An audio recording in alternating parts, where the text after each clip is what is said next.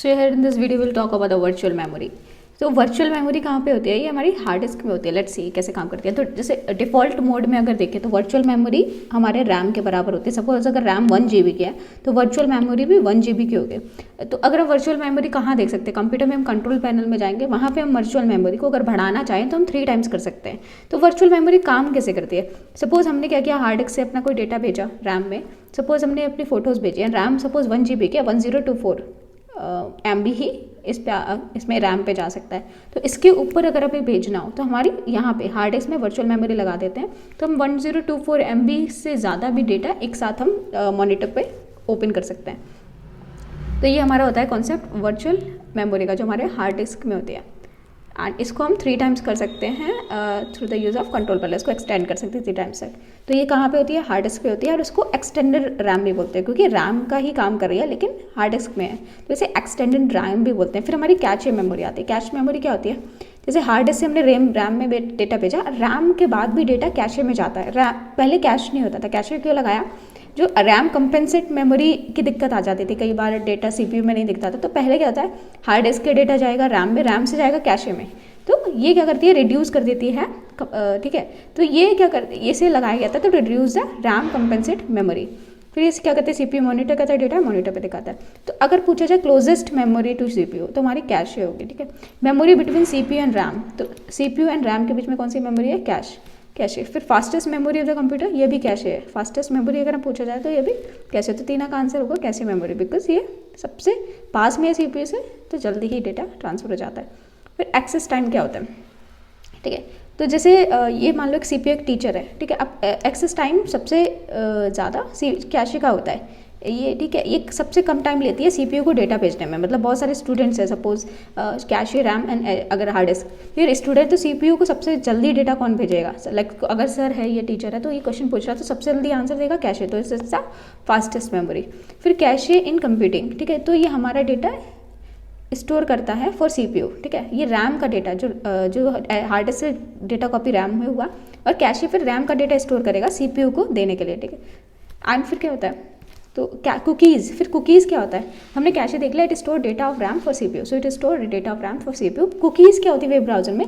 It store the track और the path of the information of the server. Suppose आपने कोई आपने क्या किया, आपने एक वेबसाइट खोली, अब उसका कुछ पाथ होगा जिससे वो आई होगी, तो उस बात को वो रिकॉर्ड कर लेता है कि नेक्स्ट टाइम जब आप उस वेबसाइट को खोलो तो कम टाइम लगेगा, क्योंकि वो ऑलरेडी वो, जैसे आप किसी के घर पे जा रहे हो तो आप पहले दिन जाओगे तो बहुत टाइम लगेगा, लेकिन आप दूसरे दिन जाओगे तो आपको पता है पहले आप किस वे में गए थे।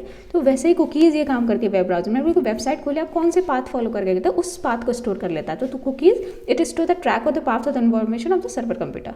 फिर वेब ब्राउजर क्या होता है? ठीक है, वेब ब्राउजर में क्या क्या चीज़ें होती है? हमारी कैशे होती है, ठीक है। तो कैश क्या स्टोर करता है? Store the repeated data by server computer, तो ये स्टोर कर लेता है repeated data by server computer.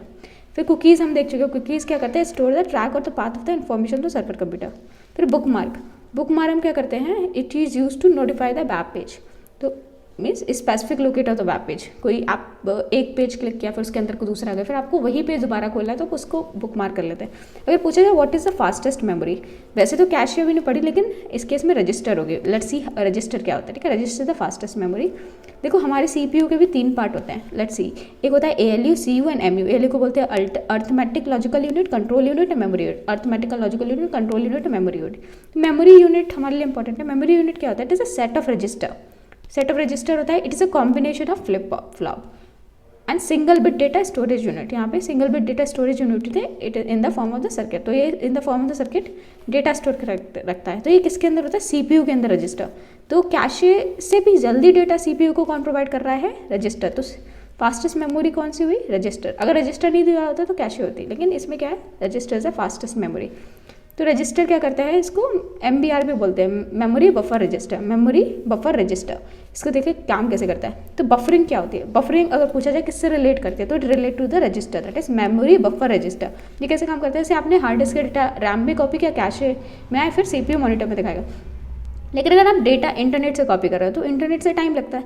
तो फिर अगर रैम जाएगा कैशे में, और कैशे में सीपीयू में है ये हमारी मेमोरी बफर रजिस्टर होगा, वहाँ पे क्या होगा? डेटा लोड होगा ऐसे इस तरीके से। तभी हमारे जो मॉनिटर पे इस तरीके से लोड होता दिखाता है। जब ये पूरा फुल हो जाएगा, ठीक है, फिर ये चलेगा थोड़ी देर वीडियो, फिर क्या होगा जब ये खत्म हो जाएगा, सपोज खत्म हो गया, फिर ये लोड करेगा, तभी ये लोडिंग चलती है। तो ये लोडिंग कहाँ पे चलती है? हमारे CPU में एक जगह है मेमोरी बफर रजिस्टर, वहाँ पे चलती है। तो buffering is related to memory buffer register, तो यहाँ पे बफरिंग चलती है ये CPU में।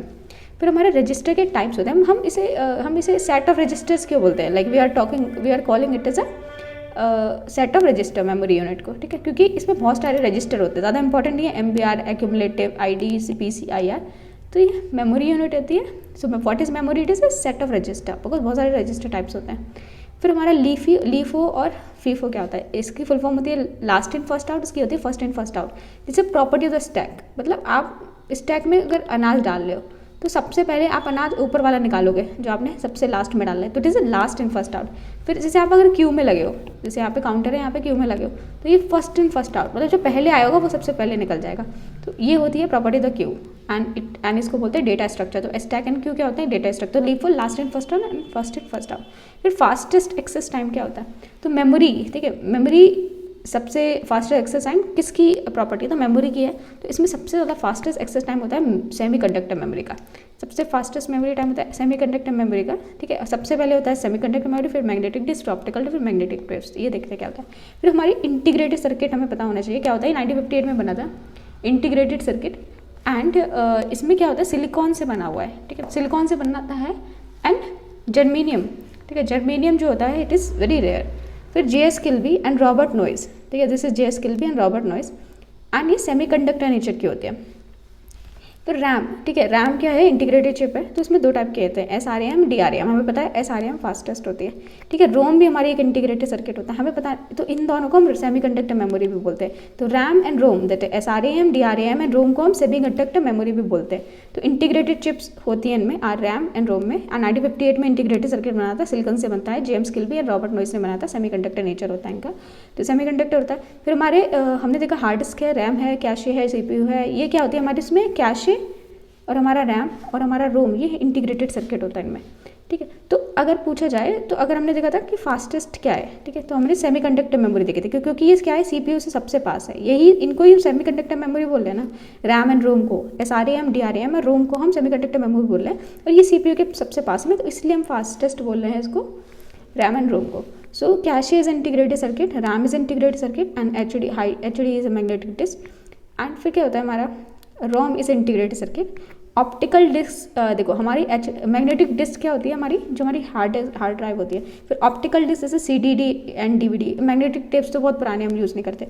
अगर पूछे सबसे फास्टेस्ट क्या होता है, तो रजिस्टर होता है, उसके बाद कैशे, उसके बाद SRAM, DRAM, फिर उसके बाद रोम होता है हमारा। हमने कहा DRAM और SRAM फास्टेस्ट होता है, DRAM SRAM में SRAM फास्ट होता है, एंड फिर रोम आता है, फिर हमारा magnetic disk, optical disk, magnetic disk. तो ये एक सीक्वेंस होता है, ठीक है। कैश पहले रजिस्टर, फिर cache, SRAM, DRAM, ROM, magnetic disk, optical disk, magnetic tapes. फिर ये हमारी SRAM एंड DRAM, रोम हमारी सेमीकंडक्टर मेमोरी हम देख चुके हैं। फिर पहले क्या होता था? कैशे दो टाइप के होते थे, ये अलग से हार्डवेयर लगता था पहले इसका, ठीक है। तो एक होता है L1 कैशे, एक L2 कैशे। लेकिन अब जो हम है एडवांस कंप्यूटर में हमने क्या किया है, जो कैशे है उसको इन CPU के अंदर ही डाल दिया है, तो अलग से हार्डवेयर नहीं है, ठीक है। एडवांस कंप्यूटर में एज ए हार्डवेयर, ठीक है, नहीं होता, हम इसे CPU के अंदर ही डाल देते हैं। पहले होता था दो टाइप के कैशे होते थे, L1 L2, बट अब नहीं होता है। So this is about the memory. Thank you.